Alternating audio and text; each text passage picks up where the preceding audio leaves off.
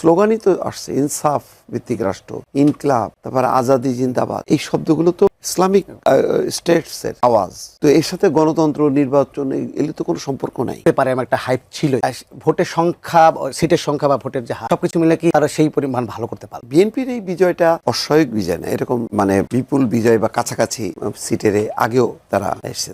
2000 সর্বশেষ তারা 2001-এ তো 209 বোধহয়, তাই না? 209, হ্যাঁ এরকমই ছিল। তো এটা নতুন কিছু না, কিন্তু নতুন কিছু হচ্ছে ইসলামী জোটের যেই উত্থানটা, এটা বিস্ময়কর, অপ্রত্যাশিত। তবে বোঝাও যাচ্ছিল, আমরা বুঝতে পারছিলাম, কিন্তু বিএনপি বুঝতে পারছিল না। এটাও একটা দুর্ভাগ্যজনক অধ্যায়। যদি বুঝতে পারতো তাহলে তারেক রহমানের 2 মাসের সফরটা এটা 12 মাস হইতে পারত। 17 মাস ক্ষমতায় থাকলো, তো 12 মাসের সফরটা যদি হইতো, এবং যে আওয়াজটা তিনি পরে ঐক্যের কথা বললেন, মানবিক এবং গণতান্ত্রিক বাংলাদেশের কথা, তাহলে সমস্ত প্রগতিশীল গণতান্ত্রিক শক্তিগুলোকেও ঐক্যবদ্ধ করতে পারতেন। কারণ বাংলাদেশের ক্ষমতায় আসা তো বড় কথা না, বুঝতে হবে যে এমন কোনো শক্তি ক্ষমতায় আসা উচিত না যেখানে রাষ্ট্রের চরিত্রটা পাল্টে দেবে। তা আমাদের রাষ্ট্রের চরিত্র, গণতন্ত্রের সংজ্ঞা সব কিছুই পাল্টে দিত, তাই না? দেখতেন না, স্লোগানই তো আসছে ইনসাফ ভিত্তিক রাষ্ট্র, ইনকলাব, তারপরে আজাদি জিন্দাবাদ। এই শব্দগুলো তো ইসলামিক স্টেটসের আওয়াজ। তো এর সাথে গণতন্ত্র, নির্বাচন এগুলো তো কোনো সম্পর্ক নাই। তো এটাই একটা বিপজ্জনক অবস্থার মধ্যে কিন্তু রাষ্ট্রটাকে নিয়ে গেছিল।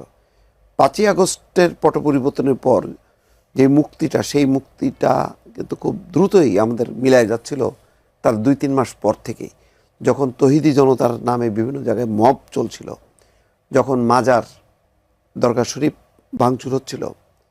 পরে ভয়ঙ্কর পরিস্থিতি দেখা গেল যে নুরাল পাগলার লাশটাকে তুলে নিয়ে যখন পোড়ানো হলো, তখন বোঝা যাচ্ছিল এটা একটা দানবীয় শক্তির একটা উত্থান হচ্ছে, ক্ষেত্র তৈরি হচ্ছে।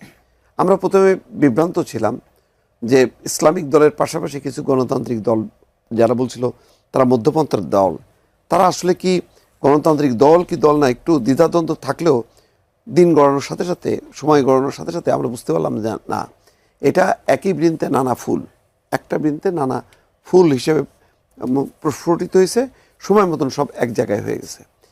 তো আমি মনে করি যে বাংলাদেশের জনগণ একটা বড় ঝুঁকির হাত থেকে দেশকে মুক্ত করছে। এখন পরবর্তী স্টেপ তো রাজনৈতিক দলের, যারা ক্ষমতায় আসবে তারা কতখানি এই ধারাটা আগায় নেবে, নাকি এই শক্তির কাছে আত্মসমর্পণ করবে। এখন কিন্তু লড়াইটা সেরকম। সুতরাং এটা কোনো দলের লড়াই না, এটা আমি মনে করি যে বাংলাদেশে যদি গণতন্ত্র, স্বাধীনতা, মুক্তিযুদ্ধকে টিকায় রাখতে হয়, তাহলে যেমন তারা বলছিল যে এটা নির্বাচনী জোট, কিন্তু এখন দেখা গেল যে না, এটা আন্দোলনেরও জোট, রাজনৈতিক জোট, এবং তারা কর্মসূচি পালন করতেছে।